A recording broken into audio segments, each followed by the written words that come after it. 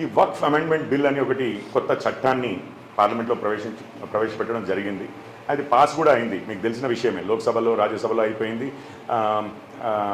రాష్ట్రపతి గారు కూడా ఆమోదం ఇవ్వడంతో గెజెట్లో కూడా ప్రకటించడం అయిపోయింది.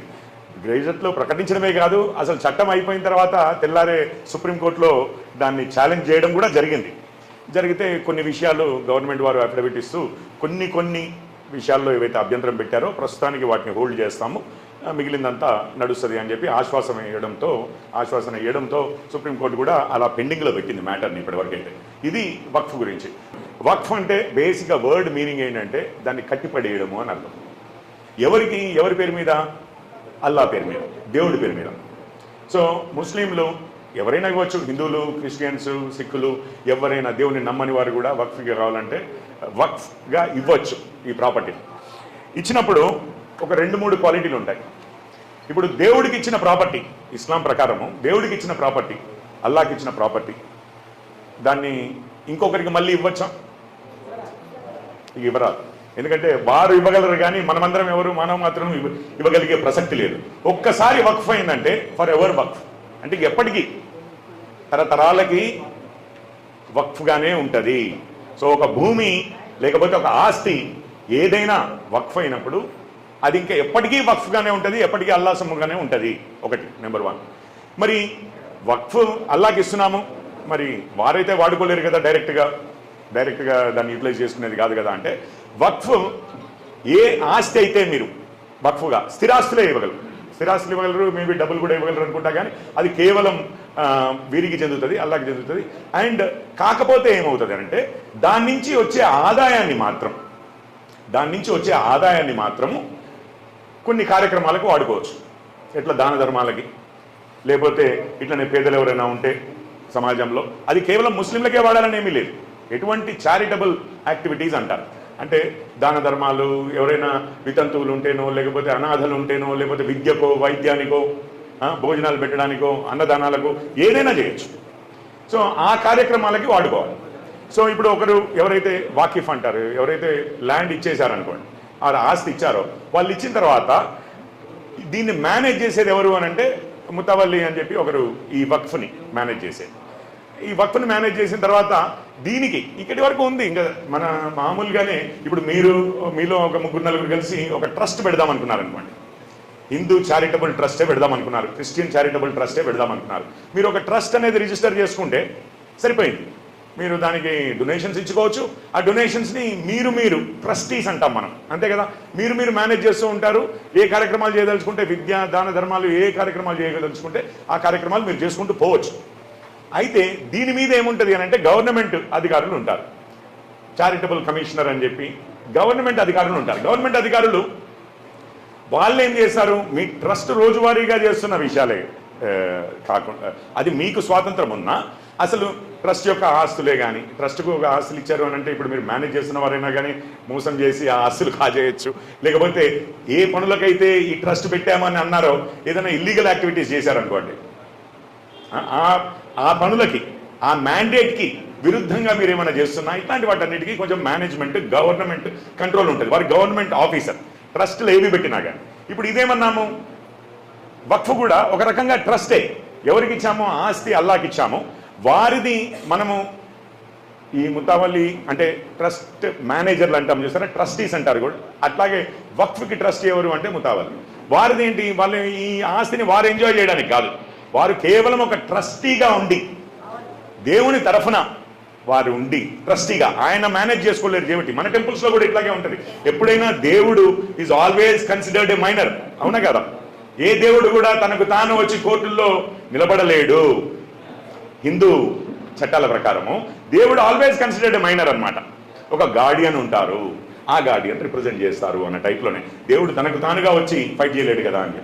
అట్లాగే ఇందులో కూడా అల్లా పేరు మీద ఉన్న వాటిని ఈ ముతావల్లి అనే ట్రస్టీ వారు మేనేజ్ చేస్తారు. దానికి మనకేమో ట్రస్ట్ కమిషనర్ అని, చారిటబుల్ కమిషనర్ అని ఉంటారు, అంటే గవర్నమెంట్ ఆఫీసర్లు ఉంటారు పైన. సో కాకపోతే వక్ఫ్కి మాత్రం ఏం క్రియేట్ చేశారంటే ఈ ట్రస్ట్ కమిషనర్స్ అనే స్థానంలో వక్ఫ్ బోర్డు అని వచ్చింది. రాష్ట్రాల్లో వక్ఫ్ బోర్డు, కేంద్రంలో వక్ఫ్ కౌన్సిల్. సో ఇప్పుడు ఈ వక్ఫ్ బోర్డు, ఈ ముతావల్లి అని అన్నాము, ఇప్పుడు చాలామంది ఏం చేస్తూ ఉంటారు అంటే ఇది వ్యవస్థ, బేసిక్గా ఈ వ్యవస్థలో ఏమైంది అని అంటే వక్ఫ్ చట్టాలు బ్రిటిష్ కాలంలో ఉన్నప్పుడే వచ్చాయి. 1911లో అనుకుంటాను జిన్నా గారు ప్రపోజ్ చేశారో సమర్థించో ఒక వక్ఫ్ వ్యాలిడేషన్ యాక్ట్ అని ఒకటి తీసుకొచ్చారు, వక్ఫ్ ప్రాపర్టీస్ వ్యాలిడేషన్ యాక్ట్ అని. దాని తర్వాత 20లోనో 30లోనో ఒక వక్ఫ్ యాక్ట్ వచ్చింది. దాని తర్వాత 1955లో వక్ఫ్ యాక్ట్ ఒకటి వచ్చింది. సో దాని ప్రకారం నడుస్తున్న దాంట్లో మొన్న 10లో అనుకుంటా 13లో మళ్ళీ కాంగ్రెస్ ప్రభుత్వం ఒక వక్ఫ్ యాక్ట్ని తీసుకొచ్చింది. అదే దాని తర్వాత ఇప్పుడు 25లో ఈ ప్రభుత్వం, మన ప్రభుత్వం ఇంకొక యాక్ట్ని తీసుకొచ్చింది.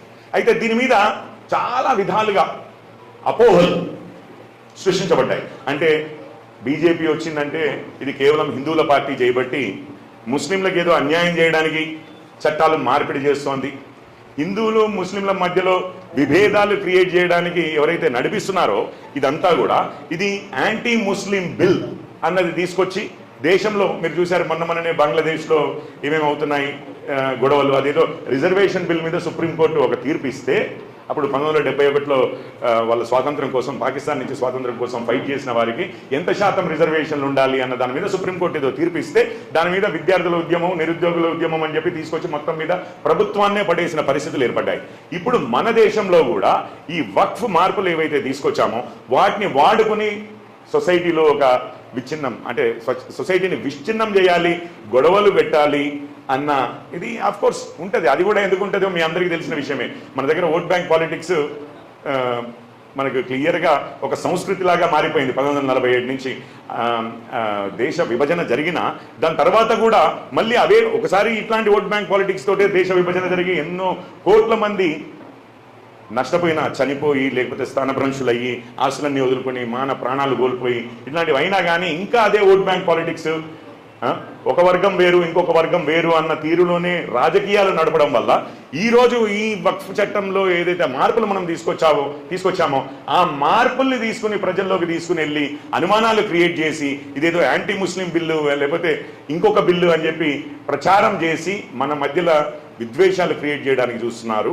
కాబట్టి ఇది అసలు మనం ఈ బిల్లులో ఏం చేస్తున్నాము, అసలు వాస్తవాలు ఏంటి అని చెప్పి బీజేపీ, భారతీయ జనతా పార్టీ ప్రజల్లోకి ఈ విషయాలన్నీ మనం తీసుకెళ్ళాలి, అట్లాంటి అపోహలు ఏమైనా ఉంటే వాటిని తీర్చాలి అని చెప్పి ఈ కార్యశాలలు ఏర్పరచడము. దాని తర్వాత ప్రజల్లోకి ఇది మనం బీజేపీ నాయకులు, కార్యకర్తలు మాత్రమే తెలుసుకునేది కాదు, దాని తర్వాత ఇది ప్రజల్లోకి కూడా తీసుకెళ్లాలన్నది మన ఆలోచన.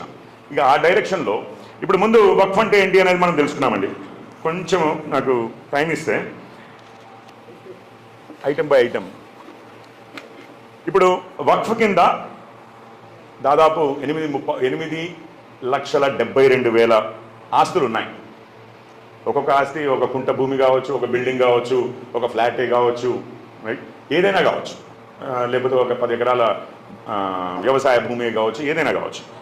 అట్లాంటి వక్ఫ్ భూముల్లో అసలు 8,72,000 ఆస్తులు ఉంటే ఆ 8,72,000 ఆస్తులు కలిపి ఎంత అవుతుంది అంటే 37,39,000 ఎకరాలు. 37,39,000 ఎకరాలు. మీ కరీంనగర్ ఎన్ని లక్షల ఎకరాలు ఉంటుంది, ఎన్ని వేల ఎకరాలు ఉంటుంది? అమరావతి ఇక అతిపెద్ద నగరంగా చేద్దామనుకున్నది 30,000 ఎకరాలు. ఇక మరి హైదరాబాద్ ఎంత ఉంటుంది? 1,00,000 ఎకరాలు ఉంటుందా? ఇప్పుడు మొత్తం గ్రేటర్ మున్సిపల్ హైదరాబాద్ ఎవరైనా గూగుల్ చేస్తే ఇమీడియట్గా తెలుస్తుంది. 1,00,000, 2,00,000 ఉండొచ్చేమో, కానీ అంతకంటే తక్కువే ఉండొచ్చు అని నేను అనుకుంటున్నా. అమరావతి 30,000 ఎకరాలు, దాన్ని తర్వాత 50,000 ఎకరాలు అన్నది. ఇప్పుడు ఇది దాదాపు 40 లక్షల ఎకరాలు. అది ఇప్పుడున్న ఆస్తి. అంటే ఆస్తి అని అంటే ఇప్పుడు ఇది వక్ఫ్గా ఉంది అని, వక్ఫ్ బోర్డులో ఇగో ఇన్ని ఆస్తులు వక్ఫ్గా ఉన్నాయి, ఇది వక్ఫ్ ప్రాపర్టీసు అని చెప్పి లిస్ట్ చేసిన వక్ఫ్ బోర్డ్స్. మొత్తం రాష్ట్రానికి ఒక వక్ఫ్ బోర్డు ఉంటుంది, మొత్తం దేశానికి ఒక వక్ఫ్ కౌన్సిల్ ఉంటుంది. ఇందులో కొన్ని రకాల వక్ఫ్లు ఉన్నాయి. వక్ఫ్లు ఏ విధంగా ఇచ్చుకోవచ్చు అని అంటే ఎవరైనా కానీ, ఏ ముస్లిం అయినా, అంతకుముందు చట్టం ప్రకారం ఈవెన్ హిందూ అయినా, ఎవరైనా కానీ, క్రిస్టియన్ అయినా, ఎవరైనా కానీ అల్లాకి ఇది నేను అంకితం చేస్తున్నాను వక్ఫ్ అన్నది అనేస్తే అది వక్ఫ్లోకి వెళ్తుంది. ఈ వక్ఫ్ బోర్డు వాళ్ళు దాన్ని రిజిస్టర్ చేస్తారు, ఇట్లాంటివన్నీ జరుగుతాయి. ఇంకొక విధంగా ఎవరైనా దాతలు ఇవ్వడంతో అవుతుంది. ఇంకొక విధంగా ఏంటి అని అంటే ఇక్కడ ముస్లింలు ఒక 1000 సంవత్సరాల నుంచో 100 సంవత్సరాల నుంచో 10 సంవత్సరాల నుంచో మేము ఇది వాడుకుంటున్నాం. దేనికి వాడుకుంటున్నాం అంటే అది గవర్నమెంట్ భూమి కావచ్చు, లేకపోతే ఇక రకరకాల పేర్లు ఉంటాయి. ఎవరి ఆధీనంలో లేని భూమి, లేకపోతే ఎవరిదైనా ఆధీనంలో ఉన్నా మేము ఒక 10 ఏళ్ల నుంచి 20 ఏళ్ల నుంచి వాడుకుంటున్నాము దీన్ని. కాబట్టి ఇది మా వాడుకలో ఉంది చేయబట్టి మాదేంది, వక్ఫ్ బై యూజర్ అంటారు. అంటే మనం వాడుకలో ఉంది చేయబట్టి మనం వాడుకుంటున్నాం చేయబట్టి అది మనదే అన్న విధంగా ఒక కేటగిరీ. దానం చేయడం ఒకటి, యూసేజ్ ద్వారా మనం వాడుకోవడం ద్వారా మనకు హక్కు వచ్చింది అనేది ఒకటి. ఇంకొకటి ఏంటంటే ఎవరైనా ఒక కంప్లైంట్ తీసుకుని అది లేకపోతే ఒక సూచన తీసుకుని వక్ఫ్ బోర్డు దగ్గరికి వెళ్ళి ఇగో ఈ ఆస్తి వక్ఫ్ది అని అంటే వక్ఫ్ బోర్డే వచ్చి వాళ్ళు చూసుకుని ఇది మనదిలాగానే ఉంది అని వారు అనుకుంటే చాలు, అది వక్ఫ్ అయిపోతుంది. ఈ 3 విధాలు ఉన్నాయి. సెక్షన్ 40 అంటారు దీన్ని. వక్ఫ్ బోర్డే నిర్ణయిస్తుంది. వక్ఫ్ బోర్డే నిర్ణయించి ఇది చూస్తుంటే మనదిలాగానే ఉంది అని చెప్పి అని అనుకుంటే కూడా మనదైపోతుంది. లేకపోతే ఎప్పటి నుంచో మనం వాడుతున్నాము అని వక్ఫ్ బై యూజర్ మేము వాడుకుంటున్నాం కాబట్టి ఇది మాది అంటే కూడా వక్ఫ్ అవుతుంది. లేకపోతే నిజంగానే నాది ఉండి నేను దానం చేస్తే కూడా వక్ఫ్ అవుతుంది. సో ఇప్పుడు మేము ఇది వాడుకుంటున్నాం కాబట్టి ఇది వక్ఫ్దే.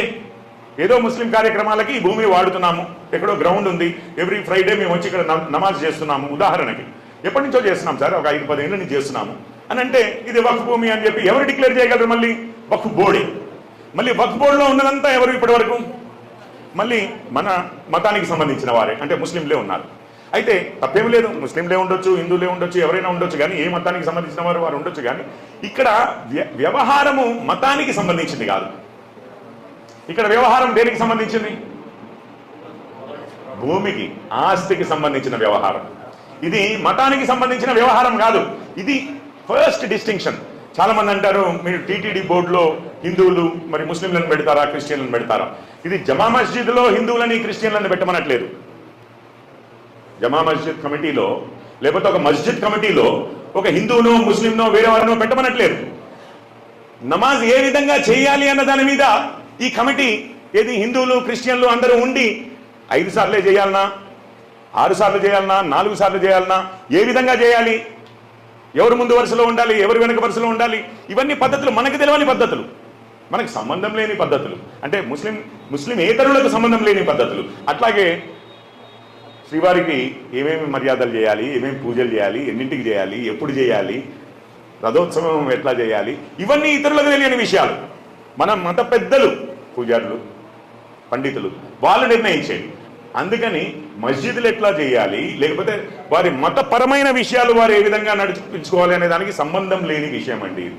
ఇక్కడ ఏదైతే ట్రస్ట్ కమిషనర్స్ అని ఉంటారో, ల్యాండ్ రికార్డ్స్ రెవెన్యూ డిపార్ట్మెంట్ ఎట్లా ఉంటుందో గవర్నమెంట్ తరఫున రెవెన్యూ డిపార్ట్మెంట్ ఎందుకు ఉంటుంది? వారి భూములు మన భూములు కూడా చిట్టా పెట్టుకోవడానికి, వారికి రావాల్సిన పైసలు వసూలు చేసుకోవడానికి రెవెన్యూ చట్టం ఉంది. అది హిందువులైనా, క్రిస్టియన్దైనా, ముస్లిందైనా, ఆ ఆఫీసర్ ఏ మతం వారైనా కానీ, రెవెన్యూ ఆఫీసర్ ఎంఆర్ఓ కావచ్చు, కలెక్టర్ కావచ్చు, ల్యాండ్ కమిషనరే కావచ్చు, మరి ఏ మతం వారైనా సంబంధం లేదు. మీరు హిందువుల ల్యాండ్ అయినా డీల్ చేయగలరు, క్రిస్టియన్ల ల్యాండ్ అయినా డీల్ చేయగలరు. సో ఈ చట్టం ఏం చేస్తుంది? ఈ వక్ఫ్ బోర్డు, వక్ఫ్ కౌన్సిల్ ఏమున్నాయి అంటే, ఒకసారి వక్ఫ్కి ఇచ్చినప్పుడు ఇది చారిటీకి సంబంధించిన విషయం. అల్లా ఓనర్, ఈ ప్రాపర్టీకి అల్లా ఓనర్, రైట్? కానీ ఈ జరిగే కార్యక్రమాలను ఆ ఓనర్షిప్కి, అల్లా ఓనర్షిప్ ఉన్న ఆస్తులని కాపాడవలసిన విషయము, అది సరిగ్గా వాడబడుతున్నాయా లేదా అని చూసే సెక్యులర్ యాక్టివిటీస్, ఇవన్నీ కూడా వీటికి మతంతో పని లేని విషయాలు. ఇది నెంబర్ 1 పాయింట్. సో ఇదేదో ఇస్లాం ఖతరేమే లేకపోతే ముస్లింలు చేయబట్టి వాళ్ళదేదో ఇచ్చేస్తున్నారు. యాక్చువల్లీ నిజం చెప్పాలంటే హిందువులు ఇట్లాంటి చారిటబుల్ ఆర్గనైజేషన్ పెట్టుకుంటే గవర్నమెంట్ ఆఫీసర్లే డైరెక్ట్గా మేనేజ్ చేస్తారు. ఒక హిందూ బోర్డు అనేది ఏమీ లేదు, గవర్నమెంట్ ఆఫీసర్లే డైరెక్ట్గా మేనేజ్ చేస్తారు. ఈ ట్రస్టులు, సొసైటీలు మీరు చేస్తారు కదా, అవన్నీ ఏముంటాయి? గవర్నమెంట్ ఆఫీసరే, ఏ మతస్థులైనా ఉండొచ్చు, వాళ్ళు మేనేజ్ చేస్తారు, వాళ్ళు ఆడిట్ చేస్తారు, వాళ్ళు లెక్కలు అడుగుతారు, వాళ్ళు పద్ధతులు అడుగుతారు. సో వక్ఫ్ బోర్డులో అయినా కానీ ఇప్పటికి కూడా ముస్లింలే ఉన్నారు. కాకపోతే దీన్ని ఎక్స్పాండ్ చేయాలి. ఎందుకు? చరిత్ర ఏం చెప్తోంది అంటే, ఈ లెక్కలు ఏవైతే మనము చూసుకున్నామో, ఈ లెక్కల్లో ఇప్పటికీ కొన్ని లక్షల ఎకరాలు అని చెప్పి అనుకున్నాం మనము. దాదాపు 35 లక్షల ఎకరాలు ఏవైతే 38 లక్షల ఎకరాలు ఏవైతే ఉన్నాయో ఇంత ఉంది. కానీ గత కొన్ని సంవత్సరాలుగా మీకు ఒక లెక్క చెప్తానండి. మీ దగ్గరనే 40 లక్షల ఎకరాల ఆస్తి ఉండుంటే, 40 లక్షల ఎకరాల ఆస్తి పోనీ మీ ఆధీనంలో ఒక 8-10 లక్షల ఎకరాలు అంటే మిగిలిన వాటి మీద ఏదో డిస్ప్యూట్ ఉంది, ఇంకొకటి నడుస్తుంది అని అనుకుని ఉంటే, ఓ 10 లక్షల ఎకరాల ఆస్తి మీ దగ్గర ఉంటే ఎంత ఆదాయం సంవత్సరానికి మీరు సంపాదించగలుగుతారు? 10 లక్షల ఎకరాలు. అయితే ఇప్పుడు పరిస్థితి ఏంటంటే, ఇక్కడ మనకు ఇన్ని లక్షల ఎకరాల ఆస్తి ఉన్నా కూడా ఇప్పుడున్న ఈ బోర్డులు ఏవైతే ఉన్నాయో అది ఎందుకు ఏమిటి అనేది ఇప్పుడు మన ముస్లిం సోదరులే ఉన్నారు ఇక్కడ, వారికి తెలుసు, రైట్? మన వేదిక పైన కూడా ఉన్నారు, రైట్? వారికి తెలుసు. కాకపోతే మనకు కొంచెం ఆలోచన ఇవ్వగలరు. కానీ ఏమైంది అంటే, గత 5 సంవత్సరాల క్రితమేమో అది 160 లక్షలు ఏమో 160 కోట్లు ఆదాయం ఉంటే, పోయిన సంవత్సరం 16 కోట్లు 14 కోట్లకు వచ్చింది ఆదాయం. ఇన్ని లక్షల ఎకరాల ఆస్తి ఉంది, దేవుడి పేరు మీద ఉంది, కానీ దాన్ని మేనేజ్ చేసే వాళ్ళు దాదాపు 14 కోట్లు ఏమో సంపాదిస్తున్నారు. ఇది ఎవరికి చెందవలసిన ఆదాయము? పేదలకు చెందవలసిన ఆదాయం. ఇప్పుడు మనమే మేనేజ్ చేసుకునేది కదా. ఇప్పుడు ఇంతకుముందు గవర్నమెంట్కి చేయలేదు, ఇంకొకరికి చేయలేదు, ఏమీ లేదు. కొంతమంది మాత్రమే ఈ వక్ఫ్ బోర్డులు కానీ కమిటీలు కానీ. ఇప్పుడు మన కాంగ్రెస్ ప్రభుత్వము ఇక్కడ ఒక వక్ఫ్ బోర్డు వేసింది అనుకోండి, ఎవరిని వేసింది అనుకుంటున్నారు? ఎవరు వేపిస్తారు, ఎవరు వేస్తారు? అంతే, అయిపోయింది, ఒకటే మాట. ఇప్పుడు ముస్లింల్లో కూడా ఇప్పుడు క్రిస్టియన్స్ మీకు తెలుసు, క్యాథలిక్ చర్చ్ అని ఉంటుంది, ప్రొటెస్టెంట్స్ ఉంటారు, అందులో మెథడిస్ట్లని, క్యాల్వినిస్ట్లని, సిరియన్ మలాబార్ క్యాథలిక్స్ అని, రోమన్ క్యాథలిక్స్ అని, ఆర్థడాక్స్ చర్చ్ అని, మీకు రకరకాల మోర్మన్స్ అని రకరకాల బ్రాంచ్లు ఉన్నాయండి క్రిస్టియానిటీలో. అట్లాగే ముస్లింలో కూడా షియా అని, సున్నీ అని, రైట్, ఈ బోరాస్ అని రకరకాల డివిజన్స్ ఉన్నాయి. ఇప్పుడు అంటే షియా సున్నీ అని అంటే వాళ్ళు చెప్పగలరు ఇంకా బెటర్గా.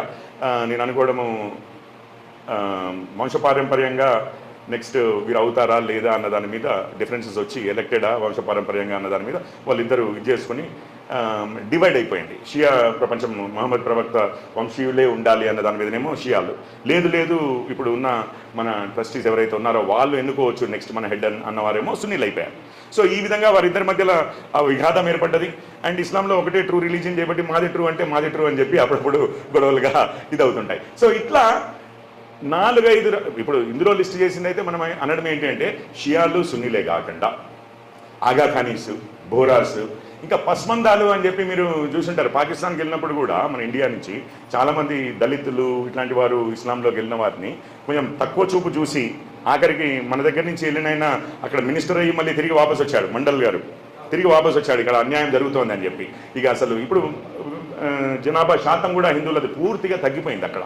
సో ఈ తక్కువ కులాల్లో నుంచి వచ్చిన వారు అని చెప్పి ఏదైతే ముద్ర చేశారో ఇస్లాంలో కూడా వాళ్ళని తక్కువగా చూడడము, వాళ్ళకు ఎటువంటి అధికార స్థానాల్లో ప్రాముఖ్యత లేకపోవడము, ఈవెన్ వక్ఫ్ బోర్డులో కూడా అదే జరగడము.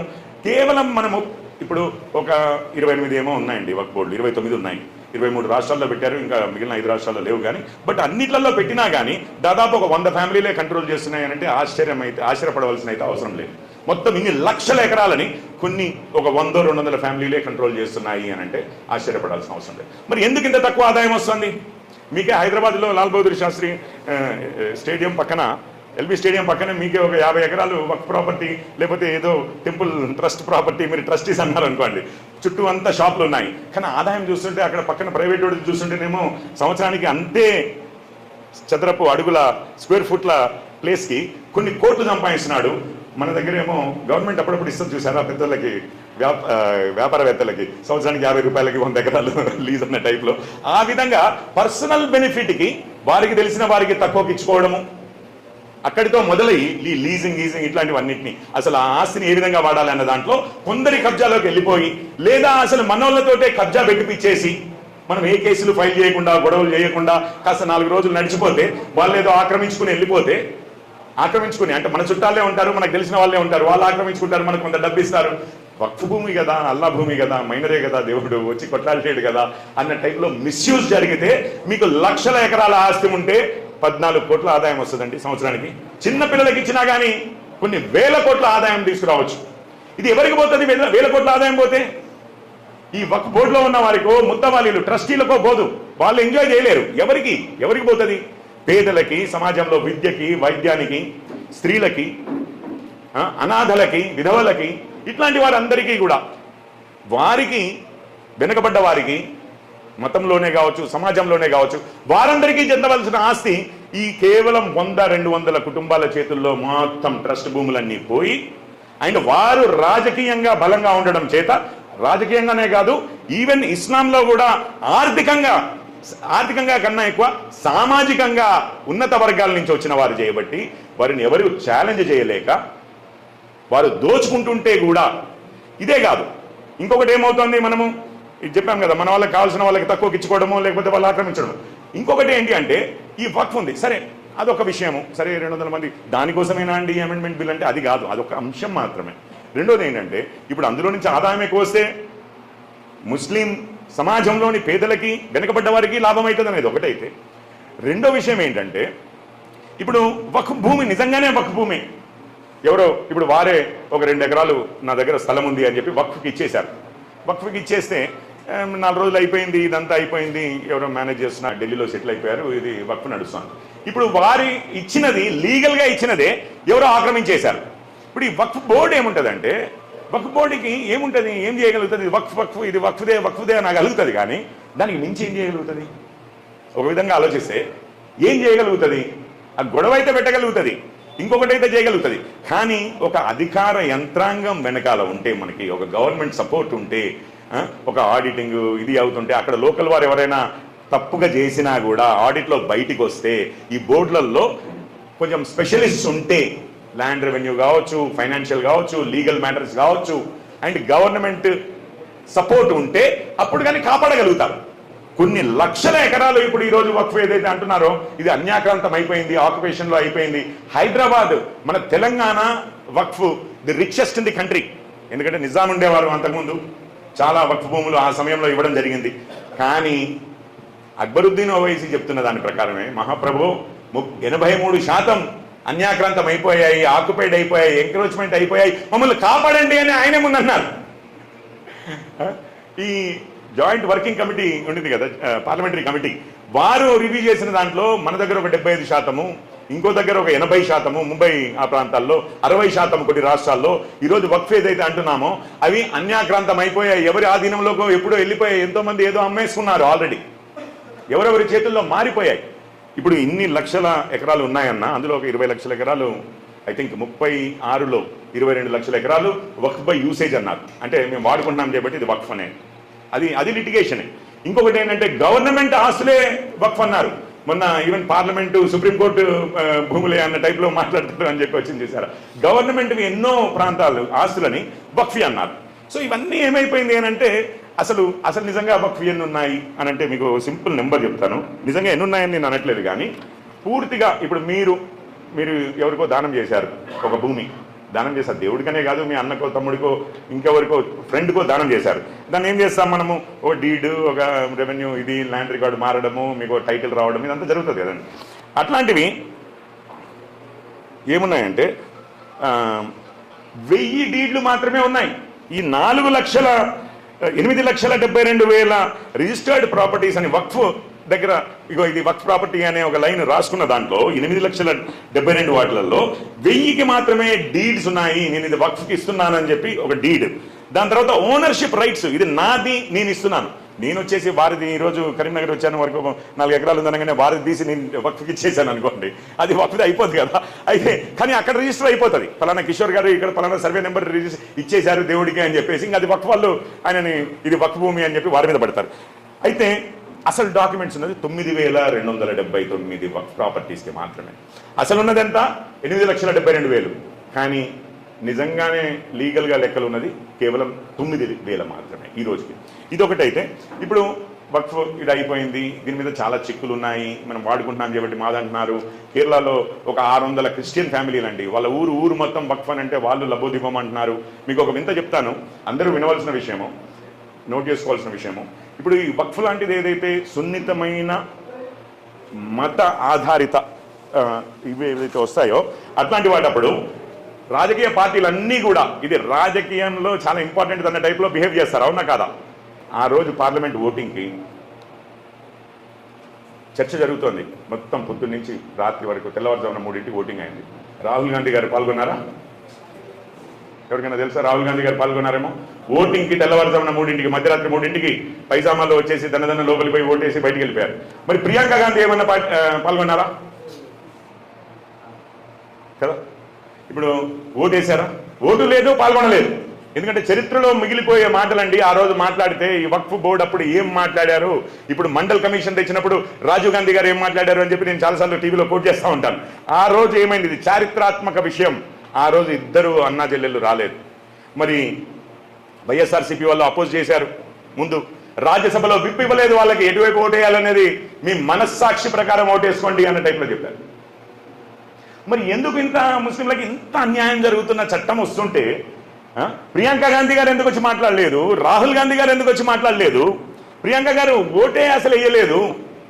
వైఎస్ఆర్సీపీ నాయకులు ఏదైతే ఇప్పుడు బీజేపీ అనగానే కులతత్వ పార్టీ, అది కులతత్వ పార్టీ, మతతత్వ పార్టీ అనేది ఒకటి ఏదైతే అంటుంటారో, కులతత్వ పార్టీలు అంటే మన కులానికి అగేన్స్ట్ చేయబట్టి అది వేరే విషయం. కానీ మతతత్వ పార్టీ అని మాట్లాడుతుంటారో, వాళ్ళు తీసుకొచ్చిన ముస్లిం వ్యతిరేక బిల్లు అని చెప్పి మీరు మాట్లాడుతున్నారో, దాని మీద మాట్లాడడానికి మీరు ఎందుకు ధైర్యం చేయలేదు? పార్లమెంట్లో ఎందుకు ధైర్యం చేయలేదంటే ఆ వస్తున్న మార్పులు ఏవైతే ఉన్నాయో, ఇప్పటి వరకు జరిగిన అసలు నిజమైన ఏమంటారు, డిసీట్ అంటారు, అంటే మోసం ఏదైతే ఉందో దాని మీద మాట్లాడతారు. అసలు విషయం క్లియర్గా ఇది ముస్లిమ్స్కి ఫేవరబుల్గా ఉంది. వాళ్ళ వక్ఫ్ దాన్ని ఏ విధంగా ప్రాపర్గా వాడగలము, ఏ విధంగా కాపాడగలము, లెక్కల ప్రకారం ఉండగలము, అండ్ లిటిగేషన్ ఏ విధంగా తగ్గించగలము. ఇప్పుడు ఏమవుతుందంటే అండి, ఇప్పుడు నేను చెప్పాను క్రిస్టియన్ ఫ్యామిలీస్ ఒక 600 అన్నా. మీకు అర్థమైందా ఎందుకు వీళ్ళు రాలేదు? కేరళలో ఏమైంది? 600 ఫ్యామిలీలు క్రిస్టియన్స్, ఇక్కడ ముస్లిమ్స్. అక్కడ వైఎస్ జగన్మోహన్ రెడ్డి, రాహుల్ గాంధీ, ప్రియాంక గాంధీ. ఎటువైపు వేయాలండి ఓటు?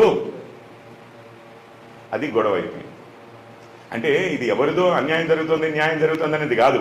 ఇది యాక్చువల్లీ మామూలు ముస్లిం ప్రజానీకానికి, ఈ 200 ఫ్యామిలీలు కాకుండా బయట ఉన్న వారికి న్యాయం చేకూరేలాగా. అందుకనే ఏం చేసాం, మనం 3-4 మార్పులే తీసుకొచ్చాము తొందరగా.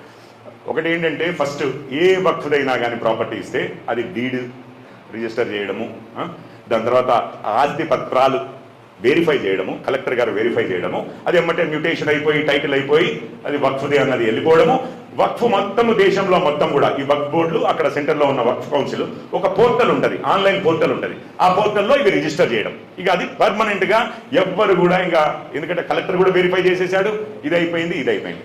రెండోది, వక్ఫ్కు ఆస్తులు ఇవ్వడం ఏదైతే ఉందో దాంట్లో ప్రాక్టీసింగ్ ముస్లిమ్స్ నిజంగానే మీరు అల్లాని నమ్మితే, ఇదేది ఇంట్లో తగాదాలకి నేను ఎమ్మటే పోయి అదేదో చేస్తాను ఇదేదో చేస్తాను అన్న టైప్లో కాకుండా, ఆ రోజు ఇది కాకుండా మీరు నిజంగానే ముస్లింగా ఒక 5 సంవత్సరాలు మీరు ముస్లింగా పాటిస్తూ ఉంటే మతాన్ని మీరు ఇచ్చుకోవచ్చు. రెండవది. మూడవది అంటే వక్ఫ్ అలాల్ ఔలాద్ అంటారు, అల్ ఔలాద్ అంటూ ఉంటారు.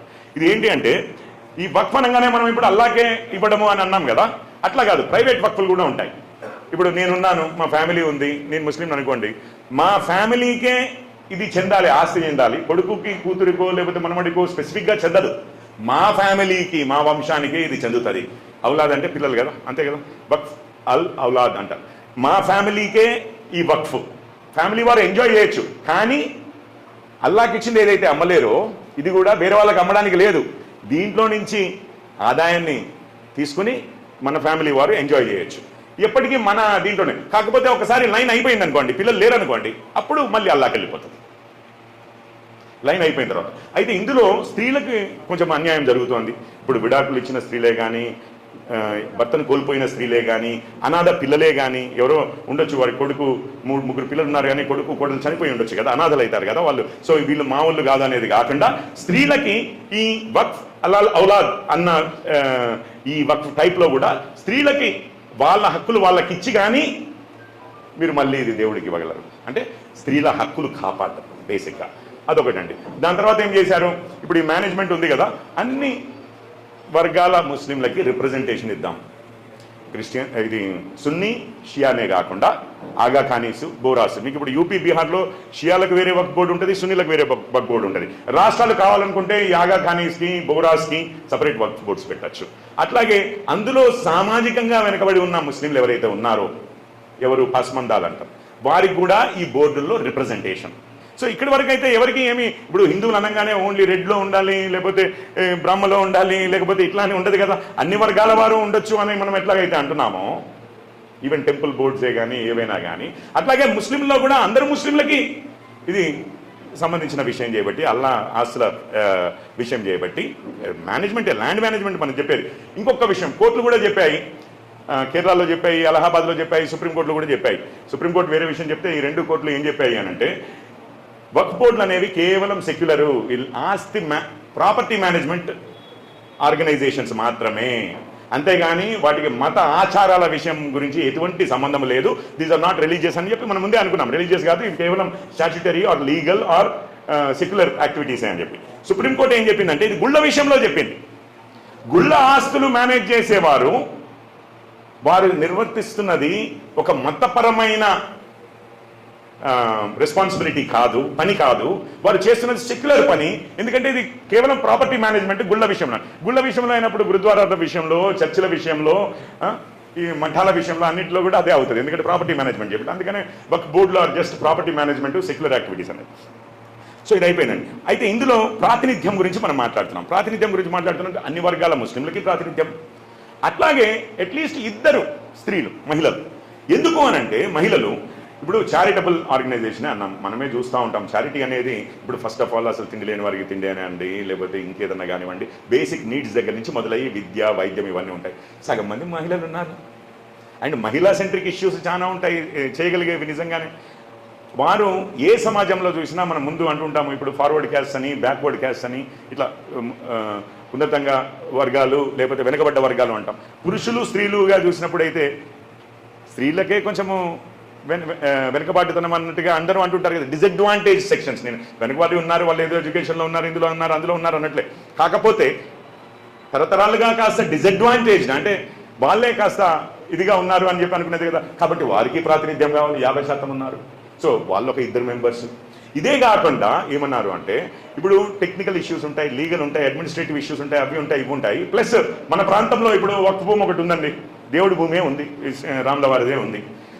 ఉన్నప్పుడు అక్కడే ఇతర మతస్థులు ఉండొచ్చు, లేకపోతే మన మతంలో వారే ఉండొచ్చు, ఎవరైనా ఉండొచ్చు, దాంట్లో కబ్జా పెట్టారు.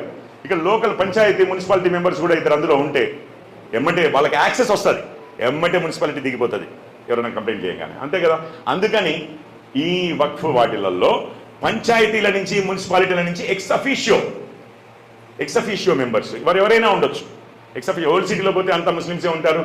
అఫ్కోర్స్ ఇంకెక్కడో పోతే మొత్తము హిందువులే ఉండొచ్చు, లేకపోతే క్రిస్టియన్సే ఉండొచ్చు, అక్కడ నియోజకవర్గాన్ని బట్టి, ఆ ప్రాంతాన్ని బట్టి. సో వాళ్ళు ఉండేటట్లుగా ఎక్స్ అఫీషియో మెంబర్స్ ఇది ఉండేటట్లుగా.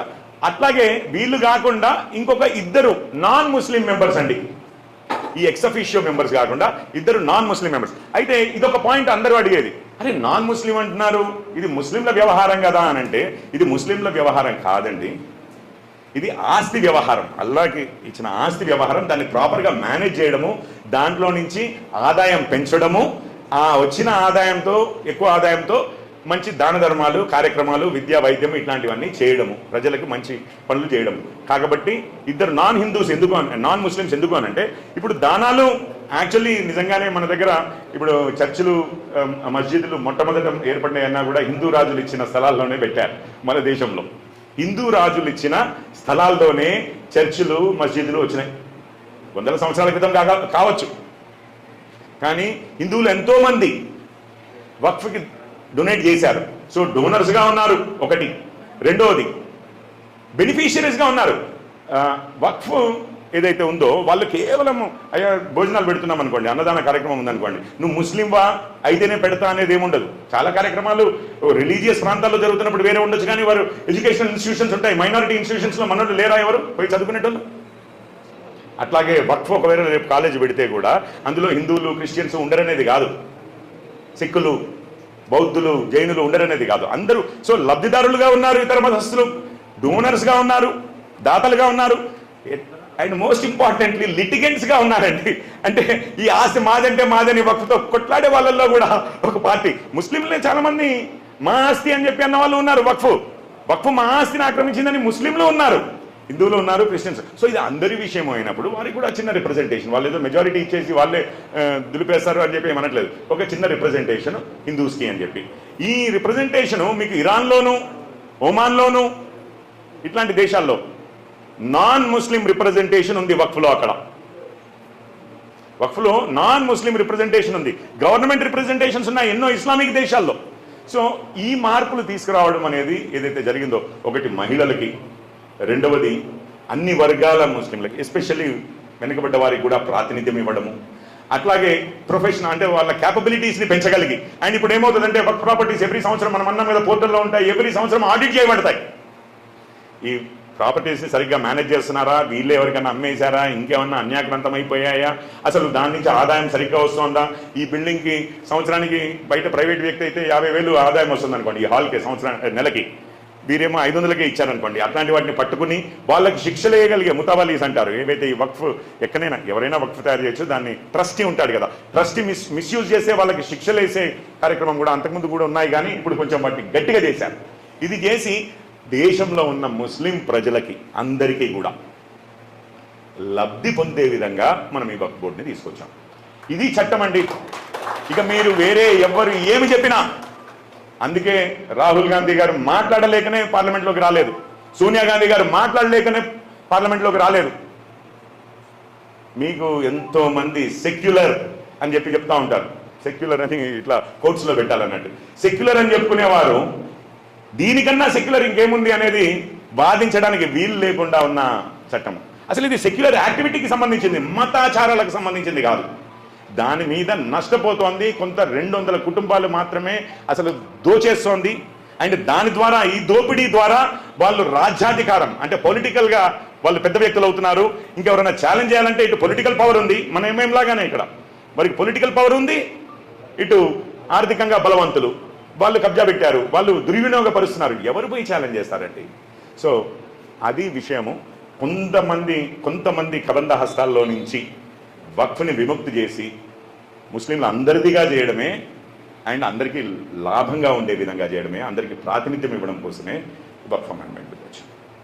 అది విషయం. ఇంకా ఎవరికైనా ఏమైనా ప్రశ్నలు ఉంటే 1-2 ఐ కెన్ ఆన్సర్. ఇప్పుడు కోర్టులలో సవాల్ చేసుకోవచ్చు. ఇప్పుడు ఏమవుతుందంటే ఫస్ట్ ఆఫ్ ఆల్ అసలు మీరు వక్ఫ్ ఇస్తున్నప్పుడే ఒక విషయం, ఇక్కడ వక్ఫ్ ఇస్తున్నప్పుడే కలెక్టర్ వెరిఫై చేయాలి దాన్ని. ప్రైవేట్ వారిదైనా ఇప్పుడు మీ భూమిని నేను పోయి వక్ఫ్కి ఇచ్చాను అనుకోండి, ముందు వెరిఫై చేస్తారు, అది నాది కాదు అని చెప్పంటే అది రిజిస్టర్ అవ్వదు. ఒకటి, మీరు పోయి గవర్నమెంట్ భూమిని తీసుకుపోయి మీరు ఇది చేస్తా అన్నా కానీ అది రిజిస్టరే అవ్వదు, ఎందుకంటే కలెక్టర్ ముందు వెరిఫై చేస్తారు.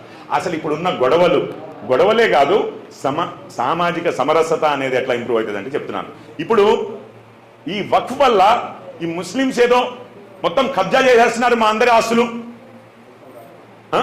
అన్న ఆలోచన ఇతర మతస్థుల్లో వచ్చి అనవసరమైన ఘర్షణ వాతావరణము, మతం విద్వేషాలు పెరిగిపోతున్నాయి. ఇది యాక్చువల్లీ ముస్లిం సమాజానికి ఆ విధంగా ఆ ఘర్షణలను తగ్గించి గుడ్ విల్ని పెంచగలిగే, అట్లీస్ట్ బ్యాడ్ విల్ అంటాం కదా, గుడ్ విల్ అంటే దానికి ఆపోజిట్ అనుకోండి, అది తగ్గించగలిగే వ్యవహారం అండి, తగ్గించగలిగే ఇది. మళ్ళీ ఒక్క ఆస్తి కూడా ఏదో నిజంగా మనదైతే ఇంకొకటి తీసుకుంటే ఎంక్రోచ్మెంట్ని అవాయిడ్ చేసి మనది మనం ఉంచుకోగలిగేది, మనకి ఇతరులతో గొడవలు తగ్గించగలిగేది, మన అందరికీ మన దాంట్లోనే ప్రాతినిధ్యం ఇచ్చేది, అది ఇది. ఇంకండి ఎవరైనా? అవునండి, మేము ఇంప్లిమెంట్ చేయమన్నారు. ఇప్పుడు మీ అందరికీ తెలిసిన విషయమే, ఇప్పుడు రాష్ట్రంలో ఒక చట్టం ఉంది, రాష్ట్రంలో ఒక చట్టాన్ని మా పంచాయతీలో నేను ఇంప్లిమెంట్ చేయను, లేకపోతే మా మున్సిపాలిటీలో నేను ఇంప్లిమెంట్ చేయను అని అంటే ఏముంటుంది? నెక్స్ట్ డే ఇక్కడ కోర్టులు ఉన్నాయి, ఏమంటే కంటెంప్ట్ కింద ఇదే వస్తుంది. వారు మేయరే ఉండొచ్చు, వారు పంచాయతీ ప్రెసిడెంటే ఉండొచ్చు, లేకపోతే మన అదే జిహెచ్ఎంసీ మేయరే ఉండొచ్చు. అట్లాగే దేశ చట్టం అండి, దేశ చట్టాన్ని ఆఫ్టర్ ఆల్ ఒక రాష్ట్రము అంటే దేశం వ్యవహారంలో వస్తే మిగిలినవన్నీ దేశం ఉంటేనే రాష్ట్రాలు ఉన్నాయి కదా, ఈ రాష్ట్రము ఎట్లా ఇది చేయగలుగుతుంది? చేయగలిగే అవకాశం లేదు. చట్టాలు ఉంటాయి, కాకపోతే ప్రాక్టీస్లో చేయగలుగుతారు.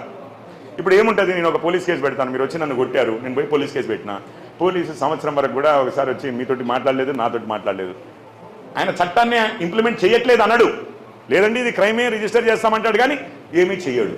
ఆ విధంగా సహాయ నిరాకరణ చేస్తూ ఇక ప్రతి విషయానికి నేను అప్పుడు కోర్టుకు పోయి చెప్పుకోవాలి. వారు నన్ను కొట్టినరు, ఇదిగో ఫోటోలు ఉన్నాయి, వీడియోలు ఉన్నాయి, పోలీస్ కేసు పెట్టినా వారు ఏం చేయట్లేరు అని అంటే కోర్టు నుంచి ఆర్డర్లు తీసుకురావాల్సి వస్తుంది. తెచ్చినప్పుడే ఆ ఎస్ఐఓ సిఐఓ యాక్ట్ చేస్తాడు, లేకపోతే మళ్ళీ కోర్టు ధిక్కారం అవుతుంది. ఇక అది కూడా ఏమవుతుందిలే, ఏమైంది ఇంతమంది ఆఫీసర్ల మీద కొన్ని వేల పిటిషన్లు ఉన్నాయి కోర్టు ధిక్కారణ కేసులు మన హైకోర్టులో, తెలుసా మీకు? గవర్నమెంట్కి అగేన్స్ట్గా కొన్ని వేలు, 18,000 2001 నాటికి, ఆగస్టు 2021 నాటికి, ఆగస్టు 2021 నాటికి 18,000, ఇప్పుడు 19,000 పెండింగ్లో ఉన్నాయి. సోమేష్ కుమార్ గారు చీఫ్ సెక్రటరీ మీద 300 కేసులు కంటెంప్ట్ ఆఫ్ కోర్టు పెండింగ్ ఉండే. ఏమవుతుంది అని అనుకుంటే ఇంక మరి వాళ్ళు అట్లాగే కంటిన్యూ అవుతారు, కానీ ప్రజలే మళ్ళీ ఇదవుతారు కదా, ఇక తిరగబడతారు. అదే ఎనీథింగ్ ఎల్స్? ఎక్కడండి ఉన్నాయి?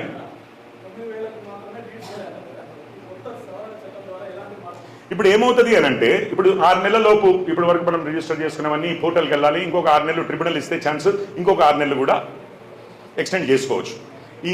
కాకపోతే రిజిస్టర్ అంటే ల్యాండ్స్ వెరిఫై అయిపోయి రిజిస్టర్ చేసుకోవాలండి. రిజిస్టర్ చేసుకుని ఇప్పుడు ఈ 44 లక్షల ఎకరాలు కూడా నిజంగానే వర్క్ అయితే అవన్నీ పోర్టల్లో వస్తాయి, క్లారిటీ ఉంటుంది.